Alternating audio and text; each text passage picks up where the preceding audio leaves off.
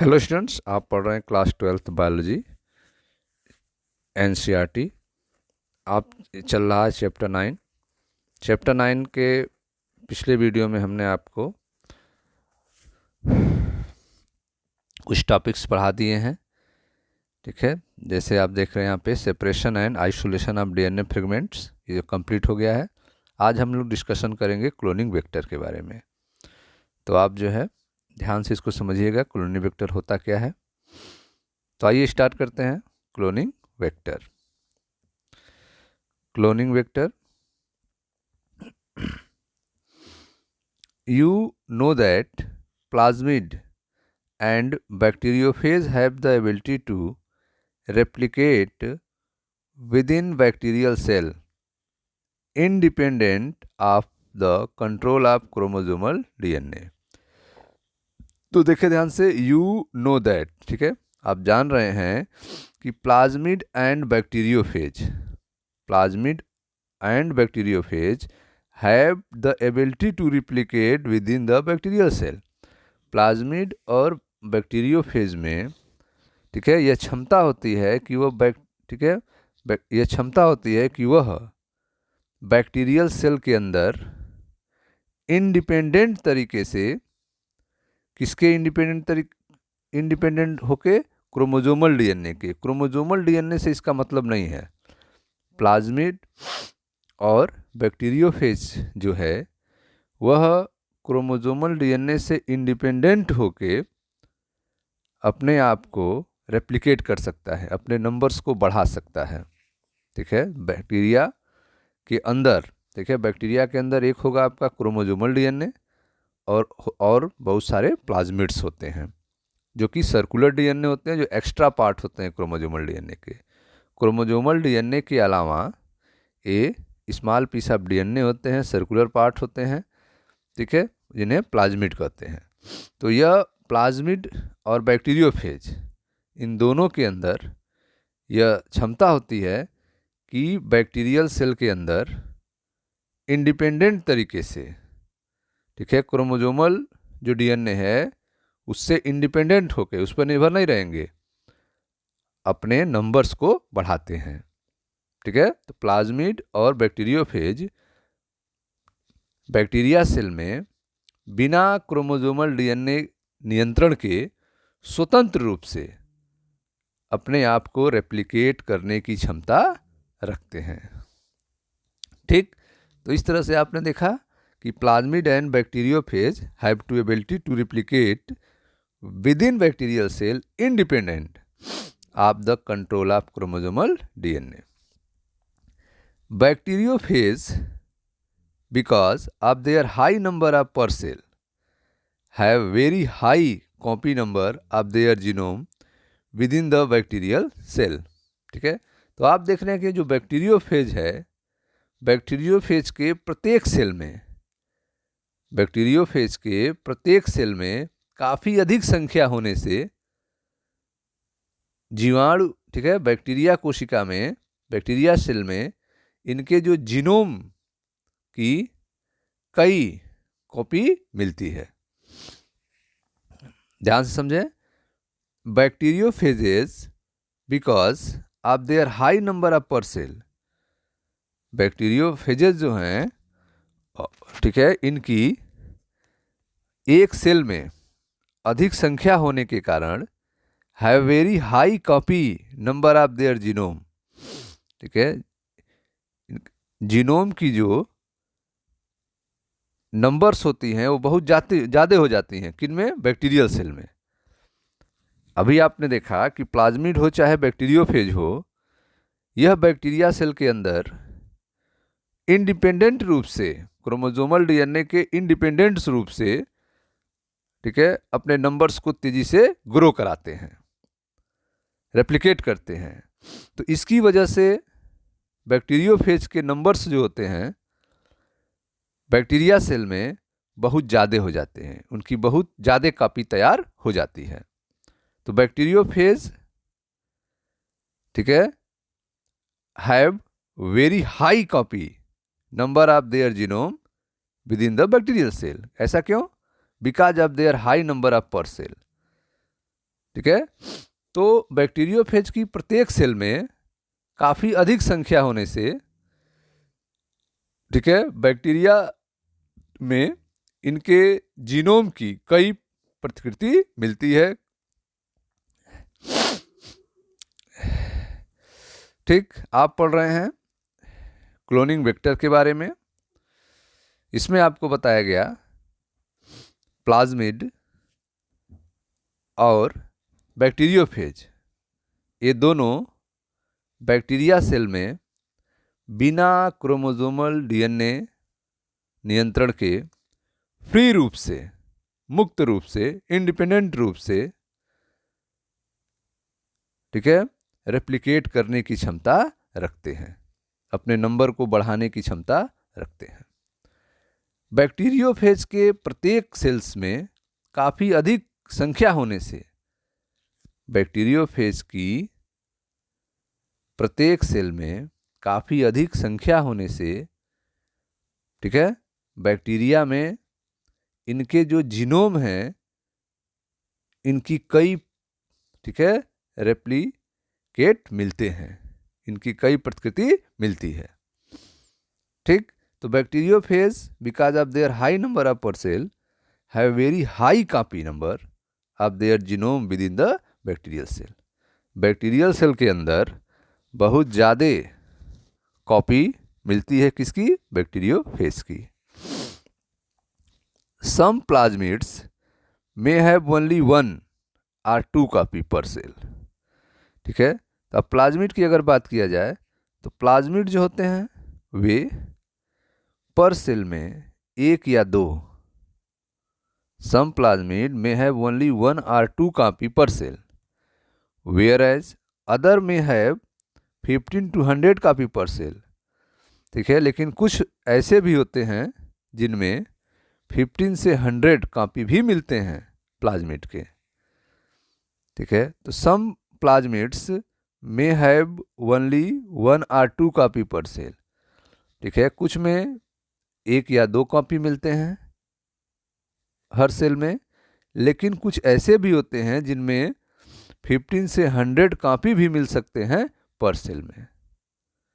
ठीक है, तो कुछ प्लाज्मिड की, ठीक है, पर सेल में केवल 1 या 2, जबकि दूसरे की 15 से लेकर 100 तक रेप्लिकेट मिलते हैं। Their number can go even higher. ठीक है, अब इसके नंबर जो हैं हाई भी हो सकते हैं, यह नहीं कि 15 to 100 ही रहेगा, यह हाई भी हो सकता है। If we are able to link an alien piece of DNA with bacteriophage or plasmid DNA. अब देखो ध्यान से, तो अब आप देख रहे हो कि यदि हमारे पास एक, ठीक है, क्षमता हो कि हम एक बाहरी पीस ऑफ डीएनए को, एलियन पीस ऑफ डीएनए को, ठीक है, जिसे जीन ऑफ इंटरेस्ट भी आप कह सकते हैं, एलियन पीस ऑफ डीएनए को बैक्टीरियोफेज या फिर प्लाज्मिड के डीएनए में ऐड कर दें, जोड़ दें। अगर हमारे पास यह कोई तरीका हो कि हम एलियन पीस ऑफ डीएनए को, जीन ऑफ इंटरेस्ट को, जिसको हम चाहते हैं नंबर्स में बढ़वाना, उस पीस ऑफ डीएनए को बैक्टीरियोफेज या प्लाज्मिड के डीएनए से जोड़ दें। If we are able to link an alien piece of DNA with bacteriophage और plasmid DNA, we can multiply its number equal to copy number of the plasmid और bacteriophage. तो हम उस एलियन पीस ऑफ डीएनए को या gene of interest को, ठीक है, मल्टीप्लाई करा सकते हैं। जितने बैक्टीरियोफेज के कॉपी तैयार होंगे, जितने प्लाज्मिड के कॉपी तैयार होंगे, क्योंकि वह उन्हीं से जुड़ चुका है, तो वह भी उतना कॉपी तैयार हो जाएगा। तो we can multiply its number equal to the copy number of plasmid और बैक्टीरियोफेज। तो जितने नंबर में प्लाज्मिड और बैक्टीरियोफेज की संख्या बढ़ेगी, उतने ही संख्या जो है हमारे एलियन पीस ऑफ डीएनए की भी बढ़ जाएगी, क्योंकि एलियन पीस ऑफ डीएनए जो कि बाहरी डीएनए है, जिसको हम बनवाना चाहते थे, उसको बैक्टीरियोफेज और प्लाज्मिड के डीएनए से हमने जोड़ दिया है। तो जितने नंबर्स रेप्लिकेट होंगे बैक्टीरियोफेज के प्लाज्मिड डीएनए के, उतने ही वो भी हो जाएंगे, क्योंकि उसी के साथ जुड़े हुए हैं। ठीक, आप पढ़ रहे हैं क्लोनिंग वेक्टर के बारे में। इसमें हमने आपको बताया कि प्लाज्मिड और बैक्टीरियोफेज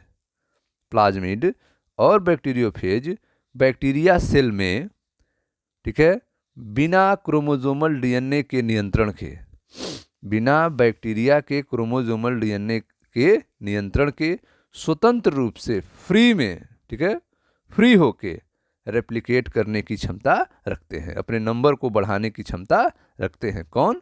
प्लाज्मिड और बैक्टीरियोफेज। ठीक है, बिना क्रोमोसोमल के डिस्टर्ब किए हुए, बिना उसके कंट्रोल में।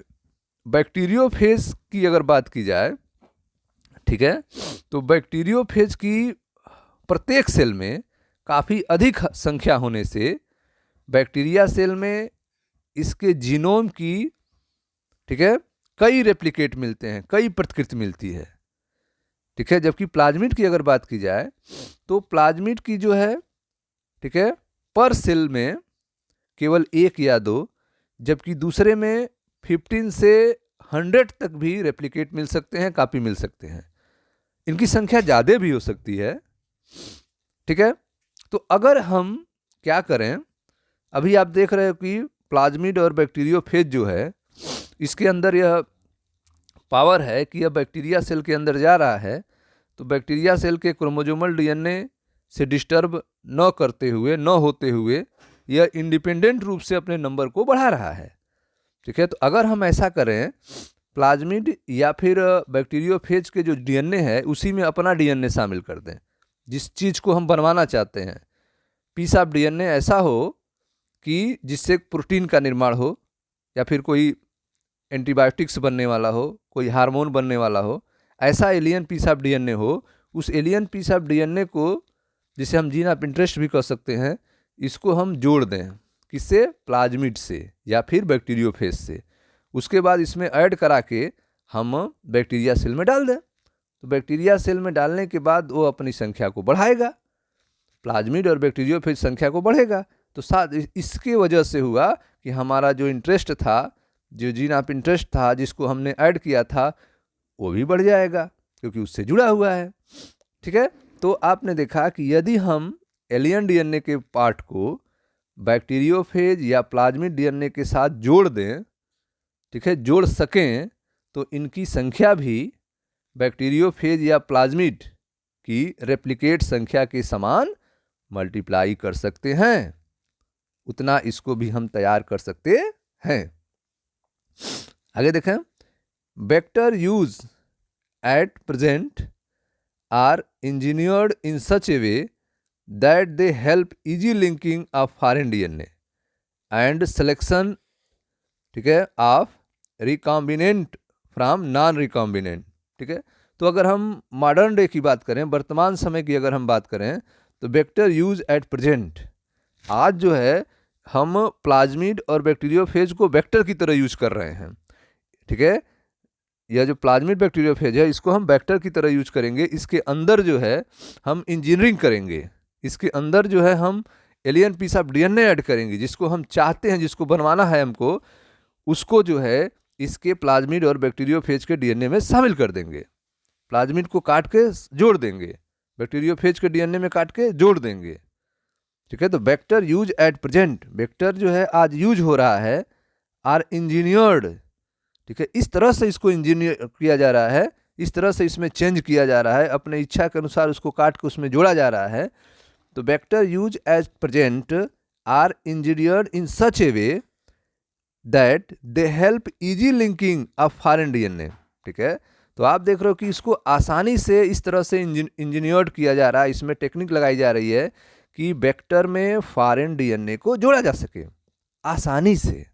Help easy linking of foreign DNA and selection of recombinant DNA from non recombinant, और उसके बाद जो है इसको रिकॉम्बिनेंट डीएनए और नॉन रिकॉम्बिनेंट से सेलेक्ट कर लिया जाए, अलग कर लिया जाए।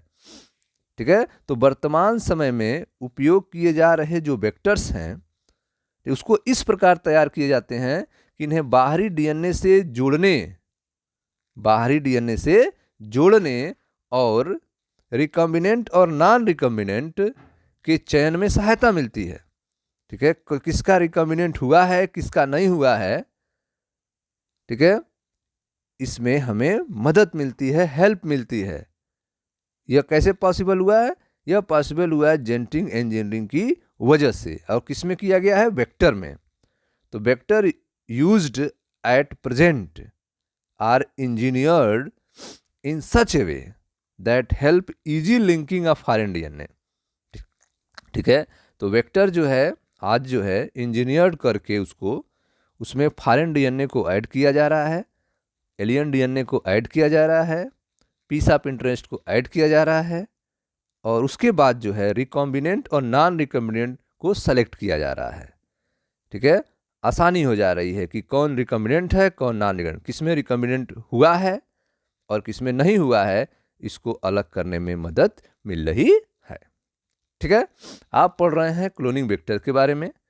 ठीक है, अभी तक हमने आपको बताया कि ये जो प्लाज्मिड और बैक्टीरियोफेज हैं, ठीक है, यह बैक्टीरिया सेल के अंदर, ठीक है, बैक्टीरिया के क्रोमोसोमल डीएनए के कंट्रोल के बिना, उनको बिना डिस्टर्ब किए हुए या उनसे डिस्टर्ब हुए बिना अपने प्लाज्मिड और बैक्टीरियोफेज की संख्या बहुत तेजी से बढ़ाते हैं, उनके नंबर्स को इंक्रीज करते हैं। ठीक है, तो प्लाज्मिड और बैक्टीरियोफेज बैक्टीरिया सेल में बिना क्रोमोसोमल डीएनए नियंत्रण के फ्री रूप से, स्वतंत्र रूप से अपनी रेप्लिकेट करने की क्षमता रखते हैं, अपने जैसा तैयार करने की क्षमता रखते हैं। बैक्टीरियोफेज की अगर बात की जाए तो यह प्रत्येक सेल में काफ़ी अधिक संख्या से बैक्टीरिया सेल में अपने जीनोम की कई प्रतिकृतियां तैयार करता है, उसकी कई प्रतिकृतियां मिलती हैं। ठीक है, तो बैक्टीरियोफेज जो है बैक्टीरिया सेल के अंदर अपना कई कॉपी तैयार कर लेता है। ठीक है, लेकिन जब जीवाणु की बात की जाए, बैक्टीरिया की बात की जाए, ठीक है, बैक्टीरिया के अंदर जो है प्लाज्मिड की बात की जाए, तो प्लाज्मिड जो है वो पर सेल में 1 या 2 और कभी कभी 15 से 100 तक अपना रेप्लिकेट तैयार करता है। अरे कभी कभी ज़्यादा भी कर सकता है, इसकी संख्या इससे ज़्यादा हो सकती है। ठीक है, अब एक बात है, अब यहाँ ध्यान देने वाली बात है कि यदि हम एक फॉरेन डीएनए को, एक एलियन डीएनए को, जिसको हम चाह रहे हैं कि जिस तरह से यह बैक्टीरिया फेज और प्लाज्मिड जब घुस रहा है जीवाणु बैक्टीरिया के सेल में और अपने संख्या को बढ़ा रहा है, तो हम चाह रहे हैं कि इसी बैक्टीरिया और प्लाज्मिड के साथ हम जोड़ दें अपना alien DNA, piece of interest को, तो उसी साथ साथ उसका भी नंबर बढ़ जाएगा। ठीक है, तो यदि हम एलियन डीएनए पार्ट को बैक्टीरियोफेज या प्लाज्मिड डीएनए के साथ जोड़ सकें तो इनकी संख्या को भी बैक्टीरियोफेज या प्लाज्मिड की रेप्लिकेट संख्या के समान मल्टीप्लाई कर सकते हैं। वर्तमान समय में, प्रेजेंट टाइम में, वेक्टर यूज एट प्रेजेंट, वर्तमान समय में, ठीक है, वेक्टर जो है इस तरह से तैयार किए जा रहे हैं कि इन्हें बाहरी डीएनए से जोड़ने और रिकॉम्बिनेंट और नॉन रिकॉम्बिनेंट के चयन में सहायता मिलती है। ठीक है स्टूडेंट्स, अब आगे देखते हैं। अब ये जो वेक्टर है इसमें क्या प्रॉपर्टी होनी चाहिए, इसके बारे में हम लोग बात करेंगे। The following are the feature that are required to facilitate cloning into a vector. ठीक है, तो वेक्टर में क्लोनिंग करने के लिए, ठीक है, निम्न विशेषताओं का होना जरूरी है। एक वेक्टर को आप यूज कर रहे हैं क्लोनिंग करने के लिए, उस वेक्टर के अंदर अपने पीस ऑफ इंटरेस्ट को ऐड करेंगे, फॉरेन डीएनए को ऐड करेंगे, और जिस तरह से प्लाज्मिड और बैक्टीरियोफेज अपने नंबर्स को बढ़ा रहे थे बैक्टीरिया सेल के अंदर, ठीक है, उसी तरह से प्लाज्मिड और बैक्टीरियोफेज में अपने इंटरेस्ट को डाल करके, एलियन डीएनए को डाल करके उसके नंबर को बढ़ावाना आप चाह रहे हैं, उसके अनुसार अपना प्रोटीन बनवाना चाह रहे हैं, हार्मोन बनवाना चाह रहे हैं, उसके लिए उस वेक्टर के अंदर क्या प्रॉपर्टी होनी चाहिए। The following are the feature that are required to facilitate cloning into a vector. ठीक है, तो हम लोग अब देखेंगे कि विशेषता क्या होनी चाहिए वेक्टर की। तो सबसे पहली विशेषता यह है कि उसके अंदर ओरिजिन ऑफ रेप्लिकेशन होना चाहिए। वेक्टर के अंदर क्या होना चाहिए? ओरिजिन ऑफ रेप्लिकेशन होना चाहिए। ठीक है, स्टार्ट करने वाला पॉइंट होना चाहिए जो स्टार्ट करे, ओरिजिन ऑफ रेप्लिकेशन होना चाहिए। ठीक है, अब यहां देखो एक वेक्टर तैयार किया गया है, एक वेक्टर तैयार किया गया है। यहां देखें, यह है आपका ई कोलाई का एक वेक्टर है जिसका नाम है PBR 322, PBR 322। ठीक है, यह ठीक है चेंज किया गया है। ई कोलाई के अंदर जो प्लाज्मिड पाया जाता है उसमें, ठीक है, साइंटिस्ट ने चेंज करके एक वेक्टर तैयार किया है जिसका नाम है PBR 322। ठीक है, अब यह जो नाम है PBR 322, इसके बारे में पहले हम बता दें। P जो है वह प्लाज्मिड के लिए है, और B और R जो आप देख रहे हैं वो एक साइंटिस्ट का नेम है। ठीक है, B भी एक साइंटिस्ट है और R भी एक साइंटिस्ट है। ठीक है, और 322 नंबर है, 322 नंबर पर यह प्लाज्मिड तैयार हुआ था, तो यह 322 जो है नंबर है। ठीक है, P फॉर प्लाज्मिड है और B फॉर एक साइंटिस्ट है बालिबर। ठीक है, और R है एक रॉड्री क्वेर। ठीक है, रॉड्री क्वेर। तो बालिबर और रॉड्री क्वेर ने, ठीक है, यह प्लाज्मिड की मदद से यह क्लोनिंग वेक्टर तैयार किया है और इसका नाम उन्होंने PBR 322 रखा है। 322 नंबर है, 322 नंबर वाला यह क्लोनिंग वेक्टर है। ठीक है, P for plasmid, B for scientist का नाम बालिबर और R फॉर साइंटिस्ट का नाम रॉड्री क्वेर। ठीक है, तो यह PBR 322 जो है एक आर्टिफिशियल वेक्टर है जिसको तैयार किया गया है। ठीक, इसमें आप देख रहे हैं इसके बहुत सारे साइट्स हैं। ठीक है, तो सबसे पहले हम लोग एक क्लोनिंग वेक्टर की विशेषता क्या होनी चाहिए इसके बारे में बात कर रहे हैं। तो सबसे पहली विशेषता होनी चाहिए कि उसमें ओरिजिन ऑफ रेप्लिकेशन होना चाहिए। ठीक है, उसमें ORI होना चाहिए। तो फिगर में आप देख रहे हैं कि इसमें ORI है, यहाँ देखें ध्यान से, ORI है। अब यह ORI, ठीक है, यह जो है रेप्लिकेशन का भी काम करेगा और एक काम और करेगा, इन दोनों का हम लोग बात करेंगे। ठीक है, उससे पहले हम थोड़ी सी इसकी चर्चा कर लें। या PBR 322 में यह सब क्या चीज़ें दी गई हैं, इनके बारे में थोड़ा सा डिस्कशन कर लिया जाए। तो आप देखें ध्यान से, फिगर में आप देख रहे हैं इसमें जो है यह दो कलर, यहाँ यह दो, यह बहुत इम्पॉर्टेंट है यह दोनों। ठीक है, यह दोनों PBR 322 के अंदर बहुत इम्पॉर्टेंट हैं। यह आपके एम्पीसिलिन रेजिस्टेंस और टेट्रासाइक्लिन रेजिस्टेंस पार्ट है। ठीक है, एम्पीसिलिन रेजिस्टेंस और टेट्रासाइक्लिन रेजिस्टेंस पार्ट हैं। ठीक है, एंटीबायोटिक रेजिस्टेंस पार्ट है।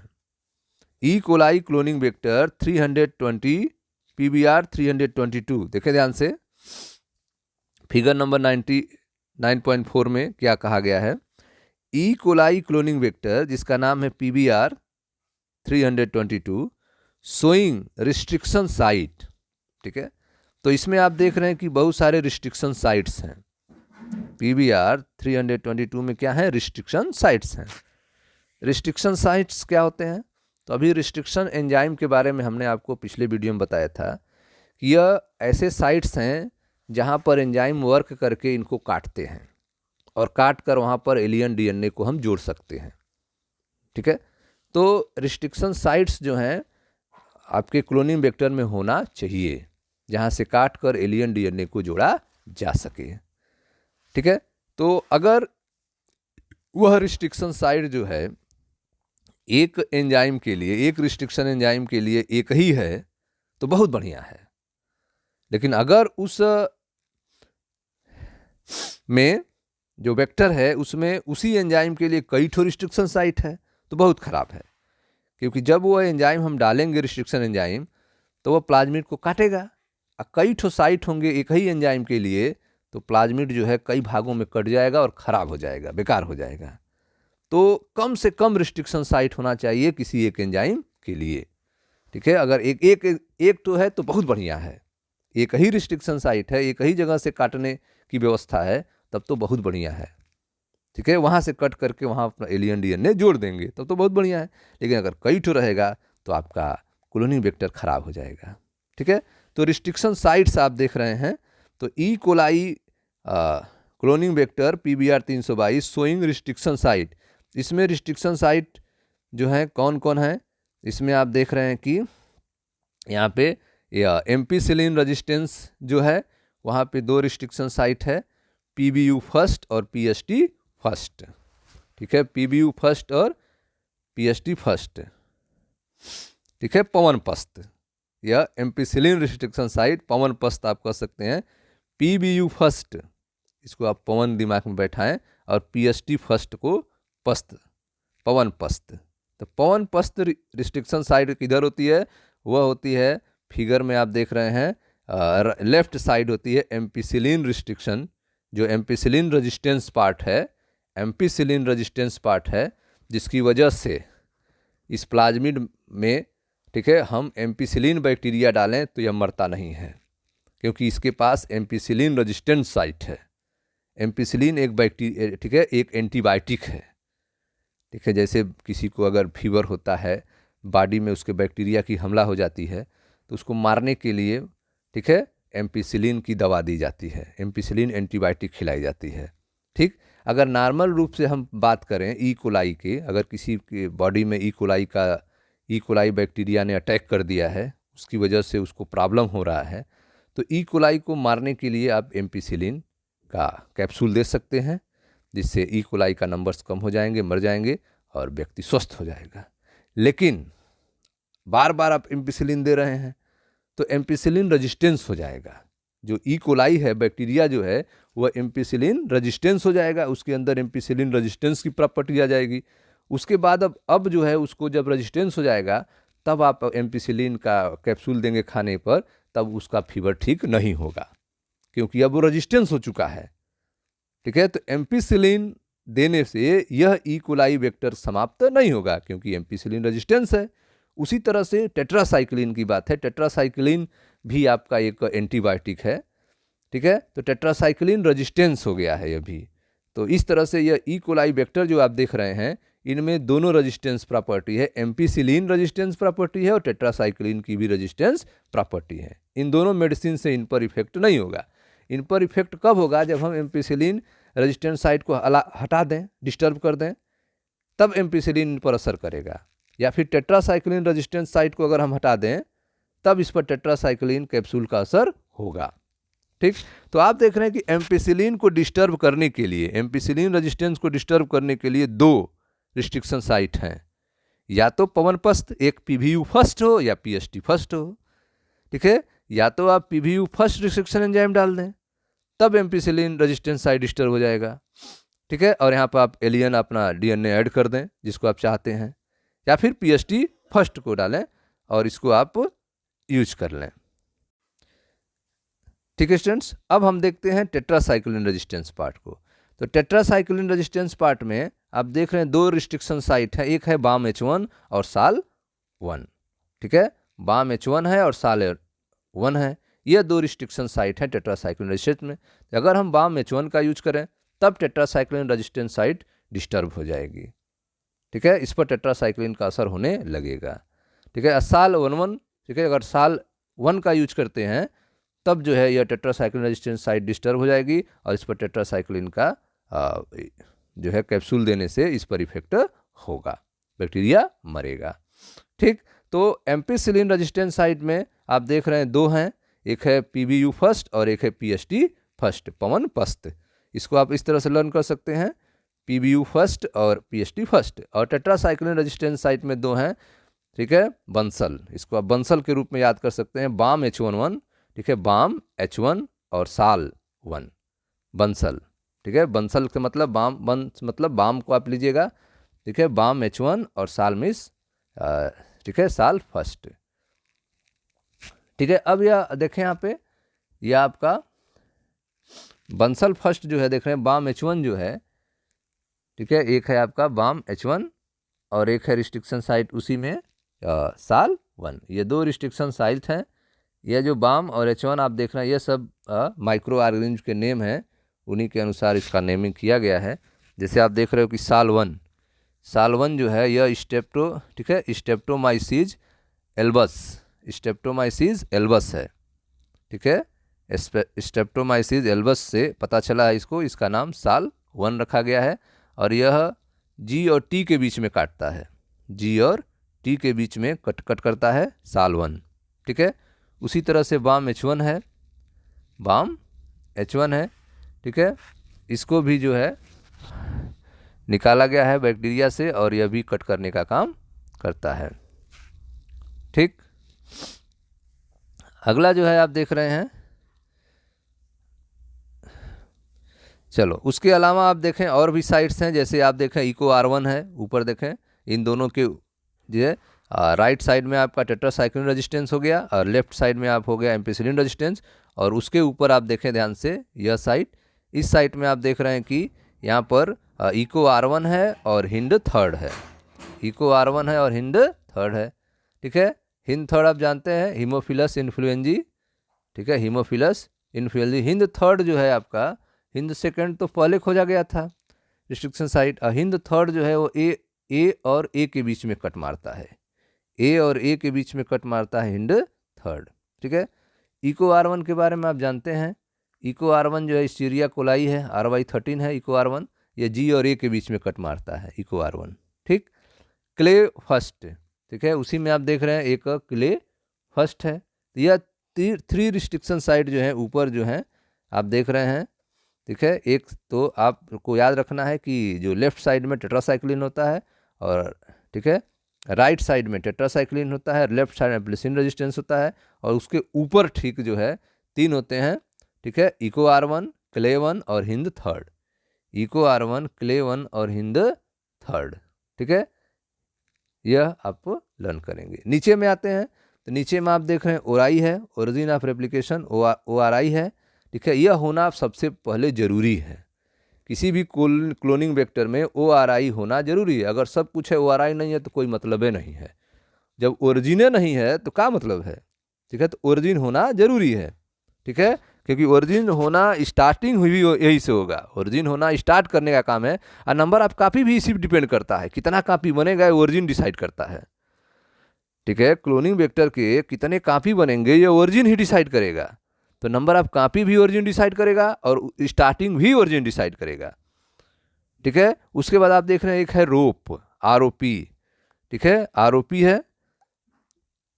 ठीक, और उसी में आप देख रहे हैं एक रिस्ट्रिक्शन साइट है PBU सेकेंड, PBU सेकेंड, यह भी एक रिस्ट्रिक्शन साइट है PBU सेकेंड।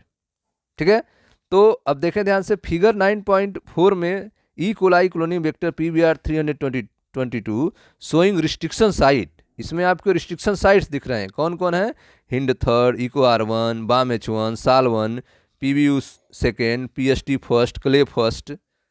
ठीक है, इसके अलावा है यह तो रिस्ट्रिक्शन साइट्स हो गए। ठीक है, उसके बाद है ORI and antibiotic resistance gene, ampicillin resistance और टेट्रासाइक्लिन रेजिस्टेंस। ठीक है, तो ORI है और एम्पिसिलिन रेजिस्टेंस साइट है और टेट्रासाइक्लिन रेजिस्टेंस साइट है। ठीक, इसके अलावा क्या है, रोप, नीचे की तरफ देखें रोप है, rop code for the protein रिवॉल्व in the replication of the plasmid.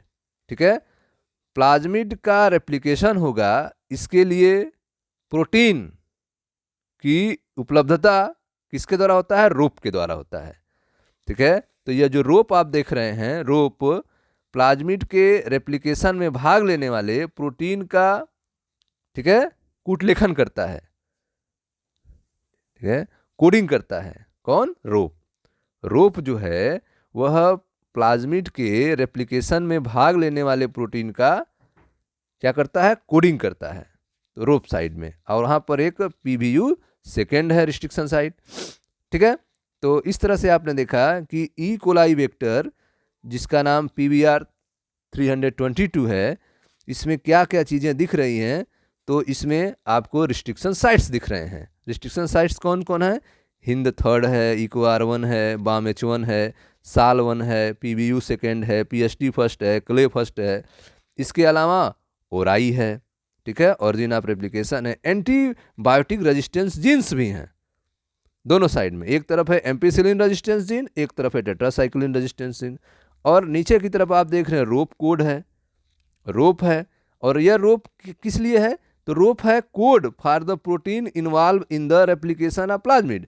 Plasmid के रेप्लिकेशन के लिए जो प्रोटीन चाहिए उसके लिए कोड रोप के पास है, ठीक है। और इसके पास एक रिस्ट्रिक्शन साइट भी है, PBU सेकेंड, ठीक। तो यह आपने देखा कि PBR 322 के बारे में, जिसको जो है बालिबर और रॉड्रिक्योर ने तैयार किया था, उन्हीं के नाम पर इसका नाम PBR 322 है, ठीक। तो इसमें सेलेक्टेबल मार्कर हैं, drug resistance gene 2 selectable marker हैं। एक सेलेक्टेबल मार्कर जो है आपका टेट्रासाइक्लिन रेजिस्टेंस है, टेट्रासाइक्लिन रेजिस्टेंस यह सेलेक्टेबल मार्कर है, और एक है एम्पिसिलिन रेजिस्टेंस, यह सेलेक्टेबल मार्कर है। टेट्रासाइक्लिन रेजिस्टेंस में आप देख रहे हैं कि 2 पार्ट हैं, एक है BAM-H1 रिस्ट्रिक्शन साइट है, और एक है SAL1 रिस्ट्रिक्शन साइट है, ठीक है। उसी तरह से एम्पिसिलिन रेजिस्टेंट साइट में 2, ठीक है, एम्पिसिलिन रेजिस्टेंस जो पार्ट है उसमें भी 2 रिस्ट्रिक्शन साइट हैं, एक है PBU फर्स्ट और एक है PST फर्स्ट। तो इधर हो गया आपका एम्पिसिलिन रेजिस्टेंस साइट जो कि आपके राइट साइड में है, यह है लेफ्ट साइड में है जो कि ये पवनपस्त, इसको आप याद करें, पवनपस्त, PBU फर्स्ट PST फर्स्ट। और इधर बंसल टेट्रासाइक्लिन रेजिस्टेंस जो कि आपके राइट साइड में है, तो बंसल मतलब BAM-H1 और सल मतलब HCl फर्स्ट, BAM-H1 और HCl फर्स्ट, ठीक है। तो इस तरह से अगर total number of cloning site पूछा जाए तो total number of cloning site आप लर्न कर लें 8 होता है, ठीक है। सबको ऐड कर दिया जाए तो 8 होगा। तो total number of cloning site in PBR 322, तो आंसर क्या आप देंगे? 8, ठीक है। तो यह total number of cloning site हो गए। अब आइए NCERT पढ़ते हैं और इसकी चीज़ों को समझते हैं। तो आप देख रहे हैं कि किसी भी क्लोनिंग वेक्टर के अंदर क्या प्रॉपर्टी होनी चाहिए, क्लोनिंग वेक्टर का आप यूज करेंगे तो उसके अंदर क्या विशेषता होनी चाहिए, इसके बारे में। तो सबसे पहले आपने देखा कि उसके अंदर स्टार्टिंग प्रॉपर्टी होनी चाहिए, उसको रेप्लिकेशन स्टार्ट करने की क्षमता होनी चाहिए। तो इसका मतलब उसके अंदर ओरिजिन ऑफ रेप्लिकेशन होना चाहिए, ठीक है, ओरिजिन ऑफ रेप्लिकेशन होना चाहिए, जैसा आपने PBR 322 में देखा है, ORI था उसमें। यह क्या काम करेगा origin of replication? This is a sequence from where replication start, ठीक है। यह एक ऐसा सीक्वेंस है ORI जहां से रेप्लिकेशन स्टार्ट होगा, ठीक है। यह वह अनुक्रम है जहां से रेप्लिकेशन की शुरुआत होती है, ठीक है। This is a sequence from where replication start and any piece of DNA when link to this sequence, ठीक है। अगर कोई भी पीस ऑफ DNA इस सीक्वेंस से जुड़ता है, this is a sequence from where replication start and any piece of DNA when link to this sequence can be made to replicate, ठीक है। वह रेप्लिकेट करेगा, उसके अंदर रेप्लिकेट के लिए बना है, रेप्लिकेट की क्षमता पैदा होगी। दिस इज, ठीक है। तो वो जो ORI साइट जो है आपका ओरिजिन ऑफ रेप्लिकेशन साइट जो है वो कैसा सीक्वेंस है?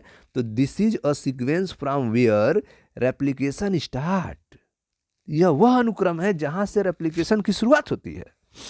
And any piece of DNA way link to this, ठीक है। जब कोई DNA का कोई पार्ट, कोई टुकड़ा इस अनुक्रम से जुड़ जाता है, this sequence can be made to replicate within the host cell, ठीक है। तो वह होस्ट सेल के अंदर रेप्लिकेट करने की क्षमता उसमें आ जाएगी, ठीक है। वह होस्ट सेल के अंदर प्रतिकृति कर सकता है, रेप्लिकेट कर सकता है, ठीक है। तो ORI साइट क्या है? यह वह सीक्वेंस है जहां से रेप्लिकेशन की शुरुआत होती है, और जब कोई DNA का टुकड़ा इस सीक्वेंस से जुड़ जाता है तब होस्ट सेल के अंदर रेप्लिकेट कर सकता है, ठीक है, रेप्लिकेट कर सकता है। This sequence is also responsible for controlling the copy number of the link DNA, यह दूसरी प्रॉपर्टी है, ठीक है। This sequence is also responsible, यह ORI साइट जो है इसलिए भी जिम्मेदार है, किस लिए? For controlling the copy number of link DNA, ठीक है। लिंक जो DNA है, जो DNA आप जोड़े हैं, एलियन पीस ऑफ DNA जो है, साइट ऑफ इंटरेस्ट जो है, ठीक है, वह कितना कॉपी तैयार होगा ये ORI ही कंट्रोल करेगा, ठीक है। तो नंबर ऑफ कॉपी को भी कंट्रोल ORI कर रहा है और स्टार्ट करने का भी काम ORI का है। ठीक है। तो यह वह अनुक्रम है जहां से रेप्लिकेशन की शुरुआत होती है, और जब कोई DNA का पार्ट इस सीक्वेंस से जुड़ जाता है तब होस्ट सेल के अंदर रेप्लिकेट कर सकता है। और यह सीक्वेंस जो है, यह अनुक्रम जो है, वो जोड़े गए DNA के ठीक है, जोड़े गए DNA की संख्या को नियंत्रण के लिए भी जिम्मेदार है, कितना कॉपी तैयार होगा। This sequence is also responsible for controlling the copy number of link DNA। Link DNA के कॉपी नंबर को भी कंट्रोल करने का रिस्पॉन्सिबल जो है ORI का ही है। So if one want to recover many copy of the target DNA, ठीक है, इसलिए अगर कोई चाह रहा है कि टारगेट DNA की बहुत सारी कॉपी मिले, रिकवर हो, it should be clone in a vector whose origin support high copy number. तो उस समय यह ओरिजिन जो है सपोर्ट करेगा बहुत ज़्यादा नंबर ऑफ कॉपी तैयार करने में। ठीक है। तो इसलिए यदि कोई जो है टारगेट DNA की काफ़ी संख्या प्राप्त करना चाह रहा है, ठीक है, एलियन DNA की काफ़ी संख्या प्राप्त करना चाह रहा है, जीन ऑफ इंटरेस्ट की काफ़ी संख्या प्राप्त करना चाहता है, जिस हार्मोन प्रोटीन को बनवाना है उसकी काफ़ी संख्या प्राप्त करना चाहता है, तो इसे संवाहक में, ठीक है, क्लोनिंग वेक्टर में क्लोन करना चाहिए। ठीक है, जिसका ओरिजिन अत्यधिक कॉपी बनाने में सहयोग करेगा। ठीक है। तो आप देख रहे हैं, so if one want to recover many copy of target DNA, ठीक है, यदि कोई चाह रहा है कि हमें टारगेट DNA की बहुत सारी कॉपी तैयार हो, एलियन DNA की बहुत सारी कॉपी तैयार हो, तो it should B cloned in vector origin support high copy of number. ठीक है। तो यह जो ओरिजिन साइट है, यह हाई कॉपी ऑफ नंबर को तैयार करने में मदद करेगा, हेल्प करेगा। ठीक है। तो ओरिजिन ऑफ रेप्लिकेशन साइट के बारे में आपने देखा, इसके दो काम हैं, एक को स्टार्ट करना और एक नंबर ऑफ कॉपी को बढ़ाना। ठीक। अब आते हैं सेलेक्टेबल मार्कर पे। सेलेक्टेबल मार्कर पे, सेलेक्टेबल मार्कर के आप बारे हम बताया कि total number of selectable marker कितने होते हैं, 8 होते हैं। कितने होते हैं, 8 होते हैं। ठीक है। जिसमें आप देख रहे हैं कि एम्पिसिलिन रेजिस्टेंस साइट की तरफ है, टेट्रासाइक्लिन रेजिस्टेंस साइट की तरफ है, दो पवन पस्त, PBU फर्स्ट, PST फर्स्ट, और टेट्रासाइक्लिन रेजिस्टेंस साइट के बाम H1 बंसल बाम H1 है और SCL 1 है। उसके अलावा आप देख रहे हैं कि रोप पर भी एक है, PBU सेकेंड, और ऊपर आप देख रहे हैं इको R1, क्लेवन, हिंद थर्ड। ये सब क्या है, रिस्ट्रिक्शन साइट्स हैं। ठीक है, जहां से हम काट करके अपने फॉरेन DNA को जोड़ सकते हैं। ठीक है, ये रिस्ट्रिक्शन साइट्स हैं, इसका होना बहुत जरूरी है एक वेक्टर के अंदर। ठीक है। तो दूसरी प्रॉपर्टी जो है एक अच्छे वेक्टर की क्या होनी चाहिए, उसके अंदर सेलेक्टेबल मार्कर होने चाहिए। सेलेक्टेबल मार्कर होने चाहिए। पहली प्रॉपर्टी है, पहले ओरिजिन होना चाहिए, स्टार्ट करने वाला होना चाहिए, कॉपी की संख्या बढ़ाने वाला होना चाहिए, तो वह ORI से काम हो जाएगा। दूसरी है कि आप सेलेक्टेबल मार्कर होना चाहिए जहां से हम काट करके अपने फॉरेन DNA को जोड़ सकें। देखें ध्यान से, इन एडिशन टू ORI, ठीक है, ORI के साथ the vector require a selectable marker. ठीक है, ORI के साथ साथ एक वेक्टर को सेलेक्टेबल मार्कर की जरूरत होती है। In addition to ORI the vector requires a selectable marker which help in identifying and eliminating non-transformant and selectively ठीक है, permitting the growth of the transformant। ठीक है। तो आप देख रहे हैं कि ORI के अलावा एक वेक्टर में सेलेक्टेबल मार्कर होना चाहिए जो किस में मदद करेगा, विच हेल्प इन आइडेंटिफाई।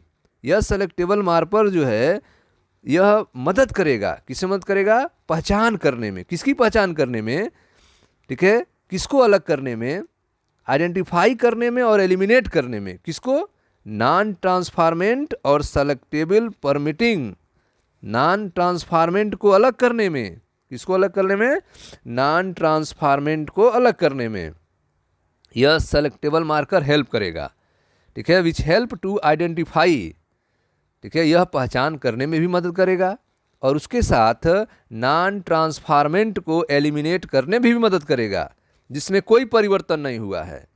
जब हम परिवर्तन करना चाह रहे थे तो कुछ ऐसे भी प्लाज्मिड होंगे कि जिनमें कोई परिवर्तन नहीं होगा।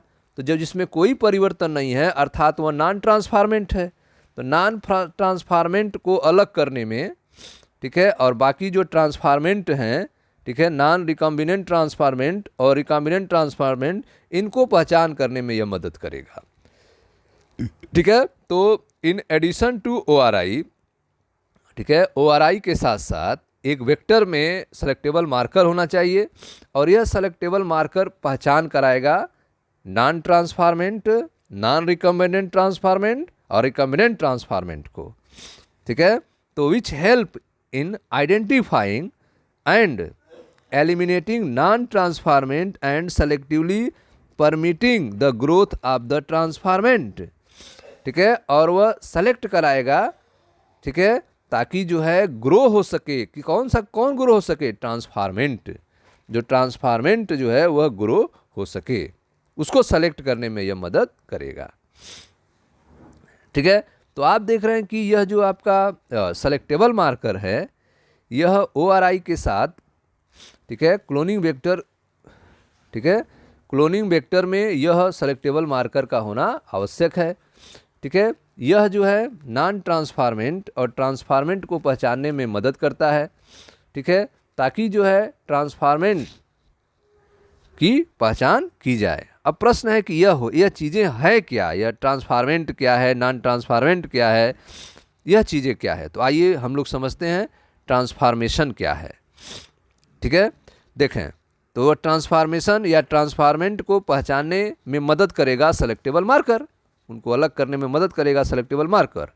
ठीक है, तो अब ये ट्रांसफॉर्मेशन होता क्या है इसके बारे में देखें।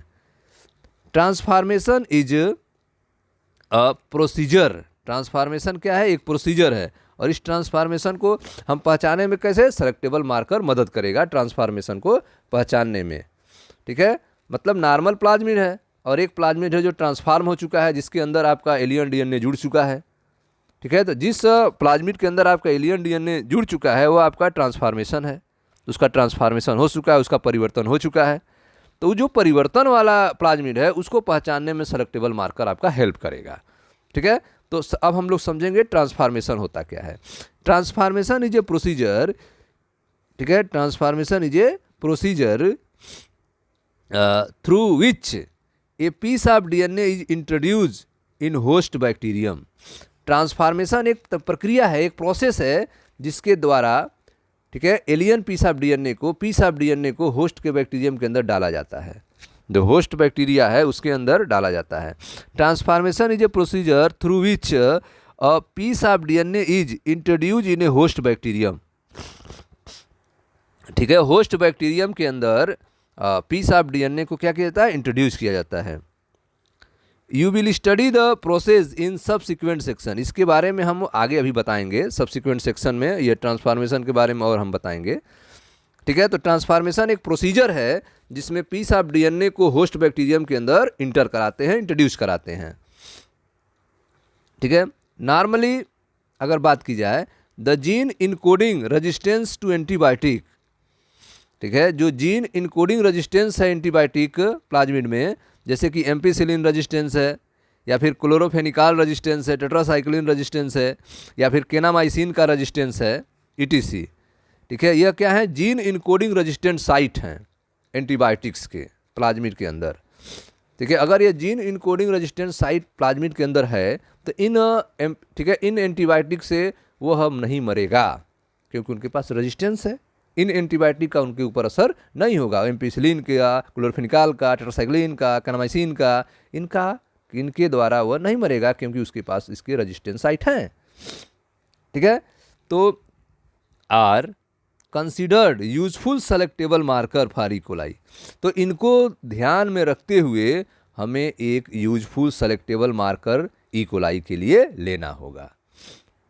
ठीक है, तो यह देखना होगा कि उन पर जो है कौन सा रेजिस्टेंस साइट है, वह एम्पिसिलिन रेजिस्टेंस वाला है, कि टेट्रासाइक्लिन रेजिस्टेंस वाला है। तो PBR 322 में आपने देखा कि 2 रेजिस्टेंस साइट हैं, एक एम्पिसिलिन रेजिस्टेंस था और एक टेट्रासाइक्लिन रेजिस्टेंस था।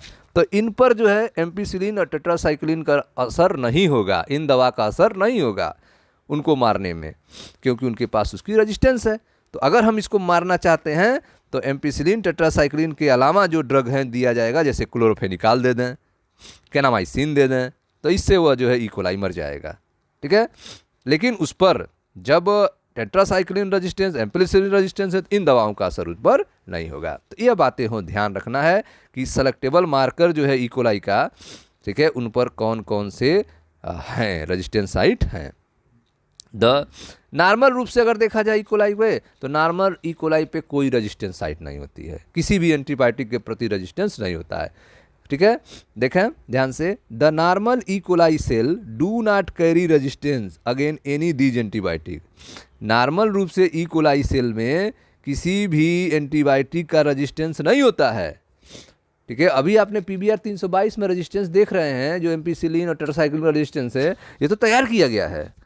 यह तो उसको बार बार एंटीबायोटिक्स देकर टेट्रासाइक्लिन और एम्पिसिलिन उसको रेजिस्टेंस किया गया है। ठीक है, उसके अंदर यह प्रॉपर्टी आई है कि उन दवाओं का असर उन पे न हो, उसके अंदर तैयार किया गया। PBR 322 तो तैयार किया गया है साइंटिस्ट के द्वारा। इसको तैयार किया बालिबर और रड्रिक्यूवर ने, उन्हीं के नाम पर इसका नाम रखा गया है, बालिबर और रड्रिक्यूवर के नाम पर PBR। P मतलब प्लाज्मिड, B मतलब बालिबर, R मतलब रड्रिक्यूवर, और 322 नंबर है, नंबर पे इसको वर्क हुआ है इस पर। ठीक है, साइंटिस्ट ने कई नंबर में एक्सपेरिमेंट किया, तो उन्होंने 322 नंबर वाला एक्सपेरिमेंट वाला प्लाज्मिड है। तो नॉर्मल रूप से आपने देखा कि प्लाज्मिड के अंदर, इकोलाई के अंदर किसी भी एंटीबायोटिक का रेजिस्टेंस नहीं होता है। अगर किसी व्यक्ति को इकोलाई का इन्फेक्शन हुआ है तो उसको आप इनमें से कोई भी एंटीबायोटिक दे देंगे तो इकोलाई मर जाएगा। लेकिन अगर बार बार आप दे रहे हैं उसको, टेट्रासाइक्लिन दे रहे हैं, ठीक है, और एम्पिसिलिन दे रहे हैं, तो उसके अंदर उस बैक्टीरिया जो है अपने आप को बचाने के लिए उसमें अपने रेजिस्टेंस बना लेता है, उस एंटीबायोटिक के प्रति लड़ने की क्षमता पैदा हो जाती है। ठीक है, एम्पिसिलिन रेजिस्टेंस हो जाएगा, टेट्रासाइक्लिन रेजिस्टेंस हो जाएगा, तब उन दवा का असर नहीं होगा। तब एम्पिसिलिन और टेट्रासाइक्लिन देंगे उसको खाने के लिए तो उस पर असर नहीं होगा, तब आपको दवा बदलनी पड़ेगी, तब उसको कैनामाइसिन देना होगा, क्लोरोफेनिकॉल देना होगा। ठीक है, और यह भी अगर लंबे समय तक आप देंगे तो उसका भी रेजिस्टेंस साइट डेवलप हो जाएगा, तब आपको अगले ग्रेड वाला एंटीबायोटिक्स देना होगा। ठीक है, तो सेलेक्टेबल मार्कर में आपने पढ़ा कि जो सेलेक्टेबल मार्कर है, ठीक है, in addition to ORI the vector require a selectable marker.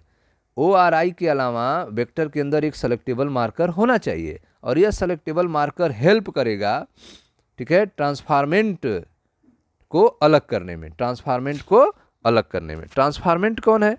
Transformant वह प्लाज्मिड ट्रांसफार्मेंट है जिनमें आपका DNA जुड़ चुका है। ठीक है, तो जब आप तैयार करेंगे अपने इच्छा अनुसार प्लाज्मिड को, तो उसमें 3 तरह के बनेंगे। एक ऐसा होगा जो कि नॉन ट्रांसफार्मेंट होगा, जिनमें कुछ जुड़ा ही नहीं होगा। ठीक है, एक ऐसा होगा जो नॉन रिकम्बिनेंट ट्रांसफार्मेंट होगा, जिनमें रिकम्बिनेंट भी होगा और ट्रांसफार्मेंट भी होगा, और एक होगा रिकम्बिनेंट ट्रांसफार्मेंट। ठीक है, तो इन लोगों को अलग करने के लिए सेलेक्टेबल मार्कर की ज़रूरत पड़ती है। ठीक है, तो selectable marker which help in identifying, ठीक है, सेलेक्टेबल मार्कर जो है पहचान करने में मदद करेगा, और क्या करेगा? एलिमिनेट नॉन ट्रांसफार्मेंट को अलग करने में मदद करेगा, and selectively permit the growth of transformant. ठीक है, और ट्रांसफार्मेंट के ग्रोथ में मदद करेगा, परमिट देगा, जो सेलेक्टिवली परमिट देगा ग्रोथ ऑफ ट्रांसफार्मेंट के। ठीक है, अब यह ट्रांसफार्मेशन क्या होता है? तो ट्रांसफार्मेशन के बारे में हम आगे पढ़ेंगे। Transformation is a procedure through which piece of DNA is introduce in a host cell. Transformation एक प्रोसीजर है जिसमें पीस ऑफ DNA को होस्ट सेल के अंदर इंटर कराया जाता है। ठीक है, you will study the process in subsequent section. इसके प्रोसेस के बारे में आपको आगे पढ़ेंगे। नॉर्मली, ठीक है, नॉर्मली रूप में आपने देखा कि the gene encoding resistance to antibiotic. Normally जो है जीन जो है वह एंटीबायोटिक का रेजिस्टेंस, ठीक है, तैयार किया जाता है। जैसे कि एम्पिसिलिन का रेजिस्टेंस हो, क्लोरोफेनिकॉल का हो, या टेट्रासाइक्लिन का, केनामाइसिन का हो, ठीक है, are consider useful selectable marker. E coli के लिए यह यूजफुल सेलेक्टेबल मार्कर होते हैं जिनमें रेजिस्टेंस साइट हो एंटीबायोटिक्स का, ठीक है। The normal E coli cell do not carry resistance against any which antibiotic, ठीक है। नॉर्मल जो ई कोलाई होगा वो इन एंटीबायोटिक के प्रति उसके में रेजिस्टेंस नहीं होगी। PBR 322 में रेजिस्टेंस तैयार किया गया है वैज्ञानिक के द्वारा, एम्पिसिलिन रेजिस्टेंस और टेट्रासाइक्लिन रेजिस्टेंस, ठीक है। तो आप पढ़ रहे हैं क्लोनिंग वेक्टर में क्या विशेषता होनी चाहिए। तो सबसे पहले आपने देखा कि ORI होना चाहिए, दूसरा जो है सेलेक्टेबल मार्कर होना चाहिए, और तीसरा क्लोनिंग साइट होना चाहिए। तीसरा आप देखें क्लोनिंग साइट, ठीक है, उसमें क्या होना चाहिए, क्लोनिंग साइट्स होने चाहिए, ठीक है। क्लोनिंग साइट जहां आपको ऐड करना है, फॉरेन DNA को ऐड करना है, एलियन DNA को ऐड करना है, जीन ऑफ इंटरेस्ट को ऐड करना है, यह होना चाहिए। क्या होना चाहिए, क्लोनिंग साइट्स होने चाहिए। यह तीसरी प्रॉपर्टी देखें ध्यान से। In order to link the alien DNA the vector need to have very few, ठीक है, preferably single recognition site for the commonly use restriction enzyme. देखो बेटा बहुत ध्यान से समझना इस बात को। कह रहा है कि जो क्लोनिंग साइट्स हैं जहां पर आपको एलियन पीस ऑफ DNA को जोड़ना है, ठीक है, वह बहुत कम ही होना चाहिए, वह जगह कम ही होना चाहिए एक रिस्ट्रिक्शन एंजाइम के लिए, ठीक है। नॉर्मल रूप से एक ही होना चाहिए रिस्ट्रिक्शन एंजाइम के लिए। जैसे जो रिस्ट्रिक्शन एंजाइम्स हैं वह काट की जगह तैयार करेंगे और वहाँ पे आपका एलियन DNA जुड़ेगा, तो वह एंजाइम के काटने वाला जो जगह है वो एक ही होना चाहिए, ठीक है। जहाँ संभव हो कि एक ही हो, वेरी फ्यू, बहुत कम हो, ठीक है। अगर बहुत कम रिस्ट्रिक्शन साइट्स होंगे तो बहुत बढ़िया है, क्योंकि एक जगह आपका DNA जुड़ जाएगा। लेकिन अगर कई साइट है तब, तो अगर कई साइट है आपका रिस्ट्रिक्शन एंजाइम के लिए, तो रिस्ट्रिक्शन एंजाइम तो जाके जहीं जहीं पाएगा काट देगा, आपका प्लाज्मिड खराब हो जाएगा, फ्रेगमेंट ऑफ प्लाज्मिड हो जाएंगे।